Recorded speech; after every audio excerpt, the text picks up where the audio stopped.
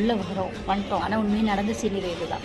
உள்ளே வந்து சரி கேக் சாப்பிடலாம் ஆசைப்பட்டு வந்தால் அந்த ஒன்றுக்காடை பார்த்தா ஹார்ட் அட்டாக். ஸ்பூன்லாம் நல்லா தான் கொடுத்துருக்கான், விலை தான் அதிகமாக விற்கிறான். ஒன்றும் இல்லை, கப்பு ஒரே ஒரு கேக்கு ஸ்லைஸ் வந்து 249 போட்டிருக்கோம். சாம்பார் ஆப் எனக்கு